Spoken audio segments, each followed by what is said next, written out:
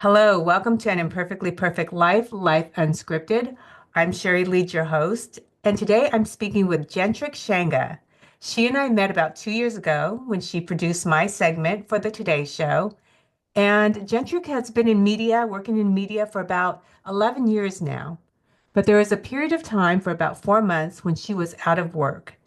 And this was a period where she really needed to define who she was, who she is outside of work, and what things are important to her, what relationships are important to her. Because this is a woman from college on. She was doing the grind 7 days a week. She even mentioned having like overnighters at work. I forgot what term she used, but I thought, what is an overnighter? I mean, how does that work? Uh, she has a podcast. I'll put that in the show notes called Outside of Work. And that's what we're talking about today. Who are you outside of work or maybe outside of your titles? If you've gone through some big change, it doesn't have to be losing a job. It could be kids have left the house. You're now an empty nester or maybe a divorce. Whatever it is, who are you outside of that title that you've held on to for so long? And what's important to you? Okay, let's dive in.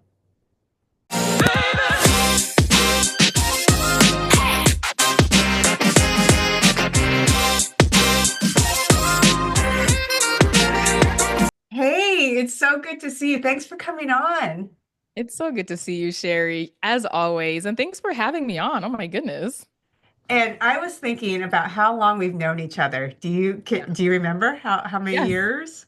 I think it's two coming on 2 years now because we met in 2023 when you Yep. came on the Today Show. I did a piece on you, a live segment about you traveling to all 50 states to meet 50 different women, learn about, people basically. And it was like I think it was born out of the pandemic, correct? And you just wanted to go out, realize that you can see the world, as your Japanese parents, did not think that you could, and you literally owned it.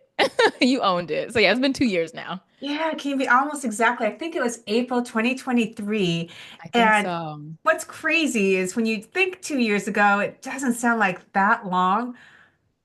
It But really doesn't, because I was but then looking you back and I was like, yo, it's been 2 years. That's crazy. yeah, but then you think how much life has changed for both of us in those 2 years. Oh my goodness. I think we're two completely different people for the better.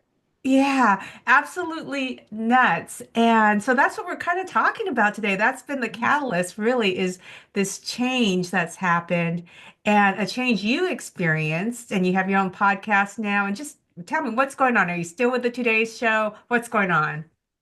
Absolutely. So huge difference 2 years in. I'm no longer with the Today Show.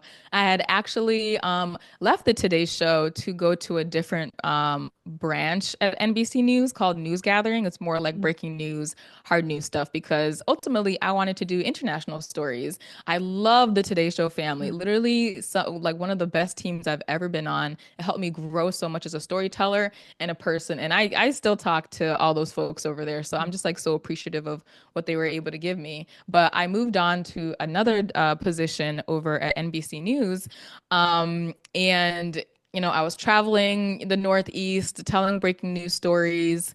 And 4 months in, unfortunately, I got laid off. And Ah, that was actually, yeah, you don't really think of it, right? And now with how many layoffs are going on in the media oh, industry, yeah. I'm like, whoa, I was like at the beginning of it all. Maybe even I wasn't at the beginning of it all. Maybe it just finally caught up to me, you know? And Yeah. so Well, that was how long were you in media before that? I mean, how long had you been producing and part of NBC? So I've been in media as a whole for 8.5 years. It was going on 9 years, and I'd been with NBC for 2.5 of those Mhm. years. And so it was my whole life, Mhm. Sherry. That's what I self-identified as. When people were like, "Hey, who are you?" I'm Gentrix. I'm a producer. I work in TV. Da, da, da, da. Mhm. And that was it. You know what I mean? Yeah. And yeah, so then to like get laid off, it really had me sitting back like, wait a second, who am I when you strip Mm. away the job title, when you strip away the accolades and just everything that I've accomplished? It's like that's the core that now I'm really trying to figure out who is Gentrix. And so in looking for that, I decided to start a podcast. I just, Yeah. in life crises, start a podcast. But I did the same thing when my divorce started. I started a podcast. We're right? cut from the same cloth.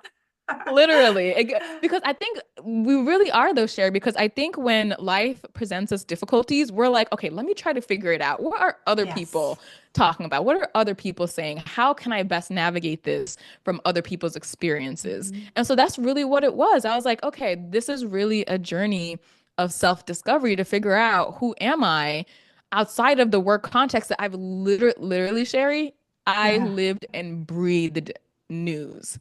24/7. I was on that hustle culture. I lost weekends, sleep, time with family, friends. I missed graduations. I missed parties. I missed so many things chasing this dream. You know what I mean? And like they Yeah. always say, looking back, would you change anything? Probably not. But now I think now I have that opportunity. Thank goodness, I'm only 30 years old. Yeah. I have that opportunity to now be like, okay, what is the important stuff in life? And to me right now, as family, Hmm. showing up for them. I have three younger siblings that I really want to show up Oh, in wow. critical moments in their life right now. They're in college. One of them is graduating high school this year. I have an older sister, who's gonna be getting married. So it's very Wow. critical life stuff that's happening now. Friends, I want to be a better friend because when you're dipping out on invitations and not showing up to Yeah. certain functions, it's like what are you doing, Jen? It's like, do we not matter? So I really want to prioritize that. And as well, I want to like really, really dig down and figure who am I? And when I say that, Hmm. it's more like I feel like I've been living a lie, not so much a lie, but like I've been putting on a character. I've been putting on Yeah. a curated Gentrix, right? Well, so many One, people with what yeah, you were doing, if you said your title, all of a sudden it's like, whoa, you're in media, you work for the Today Show, you're a producer, and you're so young. And in my mind, you're so young. But for anyone looking, that's high level. I mean, that's not yeah. just walking down, this is national TV we're talking about. Mhm. And so I have so many questions about that. So I understand being attached to or identifying with the title because people also identify you with the title, and the reaction Exactly. is so all of, you don't have to explain how smart you are. You don't have to explain how accomplished you are. You don't have to explain anything. They already have an idea of who you are by the title of what you do. And in fact, I imagine some people might want to get closer to you because of Yeah. the title of what you did. And so Big I'm ego kind trip of, for sure. yeah, and I'm kind of curious then. So, when you're talking about, figuring out who you are outside of this title, have you found that losing the title changed your friendships?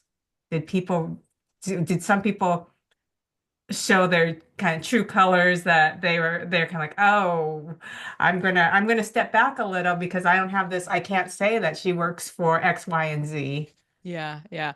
Interestingly enough, no, thank God. I Oh, you think that picked friends shows that good. I was gonna say, the one thing that I have always put my finger on and like made sure that I curated very well are my friendships. Oh, Because I worked crazy hours, Sherry. mhm. I worked Yeah. weekend overnights. I worked it was craziness. And so I Weekend had to have overnights. I don't people even know what that is. What's weekend overnights? What is that? like how we just had daylight saving time. Like Yeah. I would be working, I'd be like, oh, we're almost there, we're almost there. And then the clock goes back. I'd be like, oh my gosh, I'm here for another hour. That's weekend overnights. Oh And man. so I had these people who just understood, and Mm. so if anything, when I did when I did get laid off, they rallied around me and they really were Wow. like, "Hey, we're here for you. We've got you. You won't stay down, for long." And so really, I know, thank goodness. Thank goodness. Because if Yeah. it did, I think that would be even more heartbreaking. And I think that might be rare too, especially coming from the position that you were and the title you were in. So bravo. Thank Bravo. you. And also, I think it's also because I know you're saying like, oh, you have this big town, you're working on a network. It Yeah. was never like that for me, to be Mm. quite honest with you. I was just kind of like, man, that's my job. Like, it was so blasé. If I were working at Walmart, it would be the same thing. I'd be like, yeah, so that's my job or whatever. And so, I think my friends also kind of saw that too. Like, oh, she's Gentrix and she works at the Today Show. She works at, Yeah. ABC, NBC, whatever. And so I just kind of normalized it. And so sometimes when people are like, oh my gosh, you work at this big national thing, I'm like, it's just my job, And it just happens to be pretty exciting and not boring every day. Mhm. Wow, that sounds like a healthy place to come from for your next steps of figuring out who you are outside of work. Yeah. So where are you in this process and what have you figured out? That's a great question. I think I'm still in that process. I haven't fully figured it out yet. A couple of things that I have figured out are one, I'm no longer really tolerating BS, to be honest with you. I feel as if I tolerated a lot of things back in the day when I was hustling and grinding and putting on this persona. And so nowadays I just kind of say it like it is. And if I don't want to do something, I'm not going to do it. And if I don't like something, I'm going to tell you I don't like it. Obviously in a nice way, but in the past I would just kind of like suck it up and yeah, whatever. So that's one thing that I've kind of learned. And then in figuring out like where I see myself, if we want to talk career wise, Yeah, yeah. I feel like I'm in a place now where I feel like I really need to take a break. I've been grinding and hustling in news and media, which is not easy. And like you No. see the news that we cover and you see what's happening Yeah. right now. It really takes a toll on you. And to have been doing this since I was 21, I'm just kind of like, oh my Lord, I'm so tired. I'm so tired. So the next step is kind of trying to see like, is there a way that I can maintain this creativity in a different format, maybe, Yeah. maybe not so much breaking news or news every day or hard hitting. Maybe, I could take another avenue. So that's something I'm really grappling with. Like, how can I maintain storytelling in a way that doesn't deplete my energy and myself and also gives me more time for everything else I talked about, like family, friends, and all that. And how do because I'm in this flux place too. Mm, With I mentioned before we started recording that I'm thinking about moving out of Seattle. I grew up in this area. Through my divorce, this area is a very expensive place to live. So I'm looking at other states and trying to figure out also career-wise. I've stepped into the professional speaking realm. My career since yes. we first met has been changing as well. So, I know my process of trying to figure out what's going on. Do you have a process for anyone else who's kind of in this sort of, what do I do next? Where am I supposed to go? Do you have a Mhm. process that you go through? Oh gosh, I wish I had like a B, C, D kind of Yeah. step process, but my thing is just talking to people. I've been having so many conversations, Sherry. I've been Like having networking or conversations. just with friends or? Both with networking and with friends, right? So I'm in my professional realm, like I've been talking to past professors who are like mentors to me about like, hey, this is what I'm thinking. What do you think? This is how I see the trajectory of news going. Like, give me your opinion on that. I talk to colleagues in the industry who some are kind of burnt out like me too. Like, okay, what are you doing? Where's your next step? Or those who are like, I'm staying here and this is what I'm doing. And then people who are kind of removed from it, right? Removed from media because you kind of need that third perspective. Mhm. And that's really been my process. And also just looking at what other options are out there. So, I was talking about like maybe I don't want to do like hard hitting news anymore. Mhm. Maybe is there like a documentary production company that, aligns with the kind of stories that I want to be doing. Maybe I want to go like the financial side because a lot of financial companies are now creating communications departments and video production departments to get their messaging out. They're kind of like tapping into like, Mhm. oh, journalists actually can help us tell our stories better. And do I want to go into like the startup route and figure out that kind of business realm? So I'm literally just doing so much research and just like looking around and seeing, okay, what feels right for me right now? Because I think it really is for the next 2 years. I say 2 years now. Who knows when we Yeah. get to it? For the next 2 years, it's really like I need a break. Like there needs to be a change. Otherwise, this like anxiety I'm feeling, this like almost hopelessness that I'm feeling is not going to go away. And it's really just through talking with people and doing so much research to figure out what feels right for me as a next step. I love that you're giving yourself permission to take a break because I I think we think need that's it. really hard, especially if you're used to being in the grind and you're used It's to going hard. from college to career and just, there's always the next step, the next step, the next step. And to tell yourself it's okay to take a break, Yeah. that's not easy.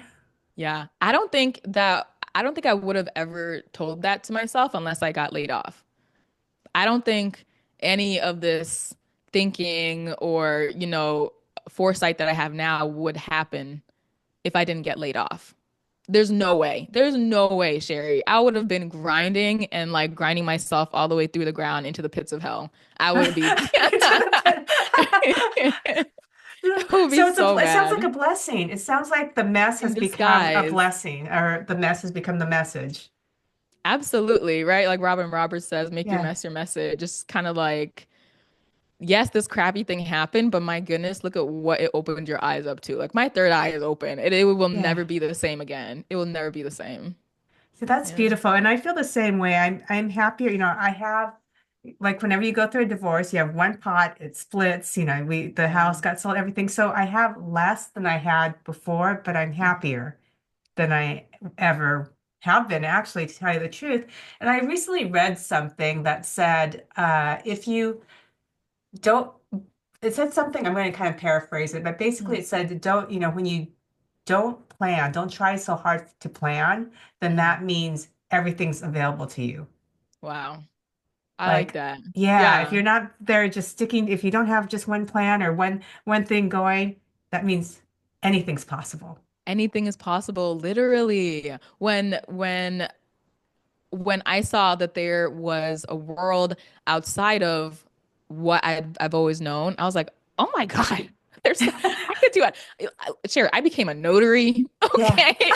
Like a month later Oh, after yeah. getting laid off, I became a notary. I have my whole notary business. Wow. I started talking to my cousin. I'm from Kenya. I Yeah. immigrated from there when I was like 6 or 7. I was talking to my cousin back home. I was like, yo, we could start a nail business. Like I was just thinking of all these things Yeah. that I could do now that like this world has been opened up and I'm just not so narrow-minded. I literally was like, those race horses with the Yeah. blinders where that's Yeah. all they see? That was me. But now blinders are off. Anything is possible. And a lot of times we get stuck because we allow good, because you had a good life, you had a good life, Yeah. but we Yeah. allow good stop us from becoming great.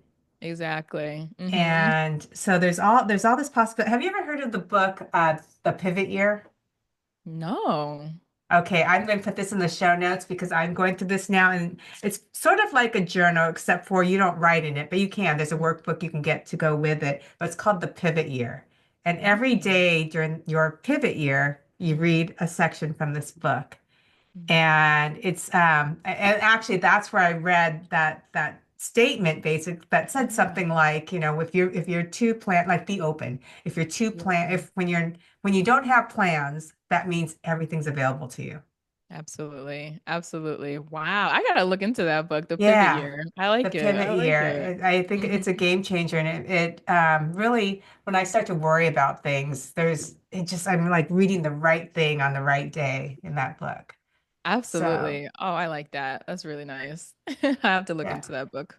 Hmm. Definitely. So we're going to wrap up, but do you have any advice or any gems that you'd like to share based on your journey's been so far through this process? Yeah. Any advice that I would share with listeners or anybody going through a hard time right now, trying to figure out who the heck they are in this crazy world? Maybe you didn't get laid off. Maybe you did get laid off. Maybe there's just crazy seismic changes happening in your life. I'll just say, like, take that moment to take a pause, take a deep breath, and really think about what are the important things. For me, getting laid off showed me what the important things were and then prioritizing that. I think so often, especially in America, it is definitely a work culture. It's about, you go to school, go to work, and then you retire at 65. Hopefully you still have your knees to be able to travel the world. And Right. it's just kind of right. And it's just kind of like you can do all that stuff now and like don't like silo yourself into just one thing. explore Hmm. everything, be open to life. And also something that I've been doing, I'm in the middle of doing right now Yeah. is gratitude. I am doing a 40 days of gratitude to Oh, kind of yeah. line up with the Lenten season. But even without the religious part of it, it's just kind of like like I was in such a dark cloud, Sherry. Yeah. And you could have those moments where you're so down, where you're just so confused and you don't know what's gonna happen next. That like finally, like when the clouds like parted a little bit, I was like, I need to talk about what I'm grateful for because in doing so, greatness begets greatness or whatnot. So Yeah. it just attracts just greater things to you, better things to you because there is sunshine at the end of it. And just, I just hope people can take that time to fully understand themselves, discover themselves, travel, love the ones you Yeah. love because life is so much more than work. We are way more than work. Absolutely. There's five feelings or emotions that are supposed to be like the highest frequency one. And I Mm, can think of three of them right now. And one's gratitude, yeah. the other joy, the other love. So Oh, I'm not surprised that gratitude and practicing that intentionally makes a difference. I just this past weekend I was at a conference and I met a yeah. man who died 28 weeks ago. He had a Oh, cardiac arrest. He was dead for 8 minutes, which is a very long time. And he's like I think it was less than 1% that came out where he has no physical or mental incapacity or effects by it. He was a NCAA swimmer in college, and they credit some of that, his body's training uh, holding of his not, breath. yeah, not needing that oxygen as part of his recovery. And just this crazy story and when he came out, he explained this type of amnesia that he had where he could not form new memories for a couple of days. Whoa. And so people would come into his room, but the one thing he kept saying, and this is what everyone told him, he kept saying is no matter who came in, he would say, "You're the best. You're the best." And he was telling me the story, and it's because on one hand, he wanted people to know that they were the best. On another hand, if they were going to work on him, he wanted them to be at their best. Yeah. But now I met him at a professional speaking conference. He's taking this message now and becoming a speaker. And I asked Mm. him if his friends noticed anything different in him from Mm. before and after. He said the one thing that people say is that he's happier. Wow. Yeah. So when I you're talking mean, about, yeah, putting things in perspective and what's important, uh, it's like for him, it's that gratitude. You're the best, telling people that they're the best, helping them wow. become the best. Mhm. That's now his mission. I mean, having a near-death experience, you're gonna be real grateful after He wasn't that. even near, he was dead. He was dead. Yeah. Oh Like, my geez, I'd be God. like, thank you. Yes. I mean, like looking at life in a different perspective. But yeah, we don't even have to have a death experience to come Yeah. out and be grateful. But like we can find those things. And I've been, saying on my social media, even the little things. Like the other day, I was like, thank God it's warm. Oh my gosh, I've been loving Yes. this warm weather after being in winter for so long. Or, just being like, thank goodness, my boyfriend cooked me breakfast today. Like that kind of stuff. It's just like, Yes. and then you start noticing like so many other things that you're grateful for this life. Because yeah, we're just so much more. We're so much more. Yes, well, that's amazing. So well, and on that note, how do people get a hold of you? Where do they find your podcast and your social media? Absolutely. You can follow the podcast on Outside of Work Official. I know it's a bit long. Outside of Work Official on Instagram and TikTok and YouTube. On YouTube, it's just Outside of Work. And then if you want to come on the show, just shoot me a message or on Instagram or social media, or you can email me at outsideofworkofficial@gmail.com. Perfect. And I will put all of those in the show notes. Thank you so much for talking to me. It's so great. And I can't wait to see where you and I are 2 years from now. Sherry, thank you so much for having me. It's been a pleasure. And honestly, it's from 2 years from now, I said this on my podcast, it's gonna be out of this world. We're gonna be to the moon and beyond. I'm really excited, actually. Okay, take care. Thanks, Sherry. Bye. Bye. And that's a wrap.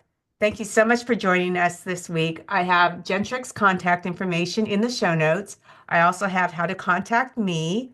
There is also a link to my newest book, Table for 51 Lessons Learned While Sharing Meals Across America. And it's now available in the audiobook version on Audibles and anywhere audiobooks are sold. I hope you all have a good week. Take care. Bye.